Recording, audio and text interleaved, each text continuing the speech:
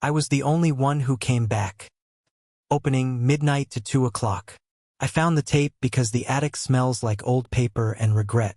It was wrapped in the corner of a moving box, hidden under sweaters my mother hadn't worn since the summer before everything changed. Her handwriting labeled it, June 14th camera. I almost burned it. I thought the heat might finish what the memory started. Instead, I pressed play. Some part of me still needed proof that the night had really happened, that I did not invent the sound that follows laughter. The image begins with sunlight. A boy's voice. The way home sounds like a promise. Then, under that promise, there is a faint hum. Not a sound you hear in living rooms. Not radio static. It belongs to places that remember. And once it finds you, it learns your name. Part 1. Before the noise, 2 to 4 o'clock. Before the hum, the town breathed like a sleepwalker. Slow, warm, kind. Porches with wind chimes. A bakery that left its window open in summer. You could tell the time of day by the angle of light on the church steeple. Kids learned the streets by smell, pies, grass, gasoline, and the click of the ice cream truck. We believed the world stayed where we put it. Behind doors, under roofs. That night, the air tasted like pennies and copper. Ordinary sounds didn't stop. They bent, as if something had begun listening back. You always notice the sky looks wrong before you notice what's missing. The camera, 4 to 6 o'clock. My brother gave me the camcorder for my 9th birthday. It made everything feel important. Grass looked cinematic. Clouds looked guilty of secrets. He taught me to whisper into the microphone, like the camera could keep danger out. We filmed dares. The old stone wall. The alley where we traded secrets. The orchard where we pretended to build forts. The camera kept breathing when people didn't. On the tape from that night, it keeps rolling while the rest of us forget how to move like children. It frames small things. Hands. A toy car. The way light across the street pulses, like something alive. The flicker, 6 to 8 o'clock. We were outside, evening soaked in the last of the sun, when the lights hiccuped. One porch, then another, until the whole block shivered. Not a power outage. Lights dimmed like a breath drawn in. Not gone, just softer. Mrs. Klein laughed and blamed the fuse. My brother trained the camera on her laugh. The porch light dipped. The shadow between houses stretched like oil. The laughter on tape sounded too thin. Then there's a moment, frozen in the footage, where the laugh stops, and something presses against the light from the other side. It doesn't rush. It learns patience. The scream, 8 to 10 o'clock. A scream rewrites time. The sound cuts through the evening like glass. On the tape, my mother screams my brother's name once. The camera jumps. The image tilts.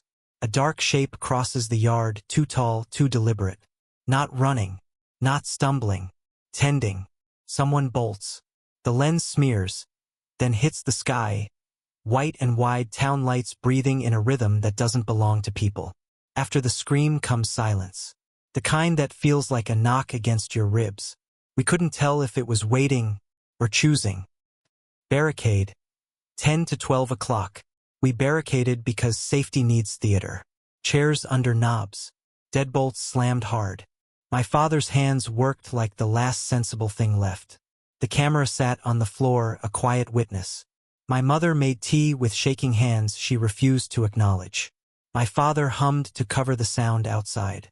My brother kept the camera between his knees, whispering into it like a charm. What is it? Again. Again. Each whisper softer than the last. The tape hears the house settle.